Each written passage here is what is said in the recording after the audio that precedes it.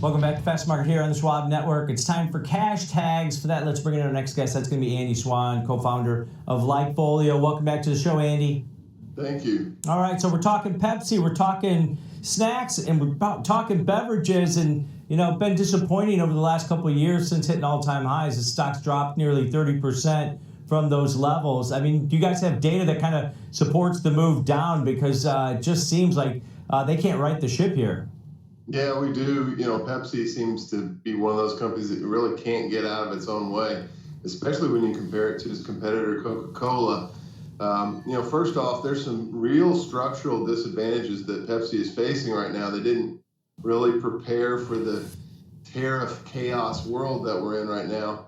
A lot of their soda concentrate comes from Ireland, which is subject to a new tariff.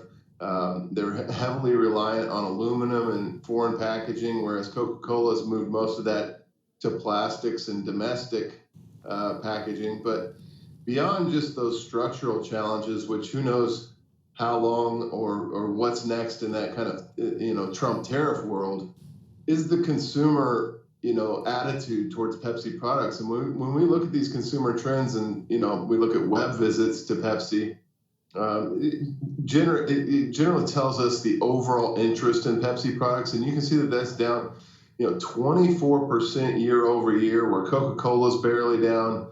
Celsius Holdings is up. Pepsi, just a clear laggard here, especially in their core products, both the sugary drinks and the snacks. And the real reason for this is that a huge percentage and growing percentage of the population is really focused on protein, healthier eating. They're on Ozempic.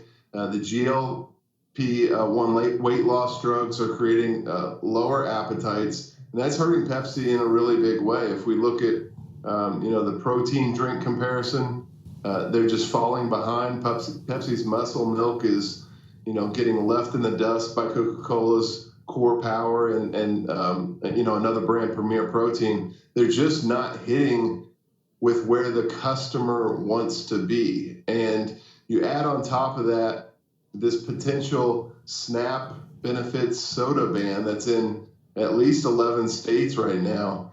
It's a real threat to what Pepsi is all about and Pepsi's top line. So you've got top line under pressure via consumer preference shifts.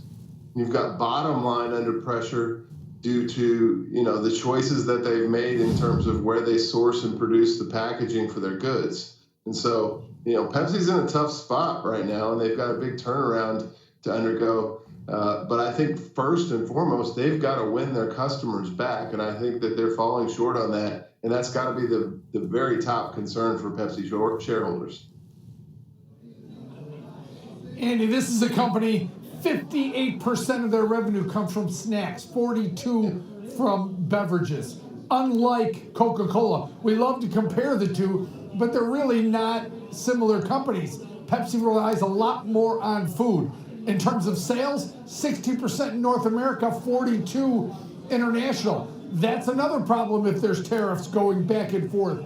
But all that news, the stock is down significantly the last 6 months. It's down 20%. So if they've taken a discount, how much of that discount's already in the underlying? And if they start to turn it around like most major conglomerates like this do, they figure out the problems and they fix them or mitigate them, has all that risk been priced into this name? Because as long as it's priced in, then it's okay to trade down here. If not, that's a different story, Andy. Yeah, I'm with you. You look at Pepsi and you look at the stock chart and you think, wow, that's cheap. And it's actually, starting to pop up, I think, on some dividend radars and things like that as a value play. And I always take pause when I see, value play or the dividend is getting to a certain point, because generally what it means is that Wall Street has lost confidence in the future earnings potential of the company and its ability to continue to pay those dividends. And so that always gives me pause. But what really bothers me right now about Pepsi is that, we really looked for reasons to like Pepsi in terms of the consumer data. I kind of sent this back to the research desk and said, hey, find me something to talk positive about Pepsi, because this is painting a pretty negative picture, but there's really nothing there from a consumer perspective. People are eating less snacks.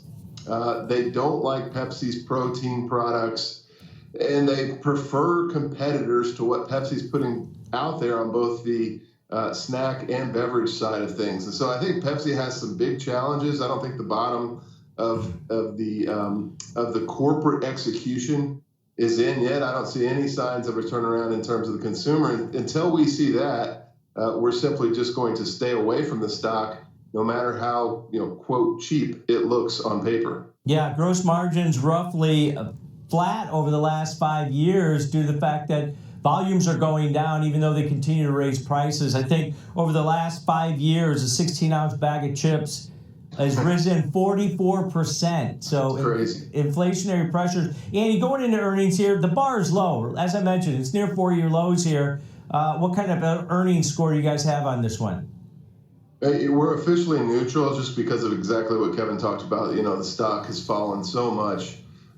It puts us in neutral. We think the stock is probably caught up to what we see in the data, but I still think that from a risk perspective, especially after this recent bounce we got in the market the last couple of days, there's still tariff risk out there. There's, Trump changes his mind risk, and there's still a lot of risk in Pepsi's execution. So we're officially neutral on earnings, but I do think that the majority of the risk for this name is still to the downside.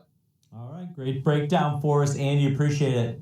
Thank you. All right, that's Andy Swan, co-founder of LikeFolio, breaking down the sentiment data on this one. Kevin, not positive, but bar is pretty low going into this report.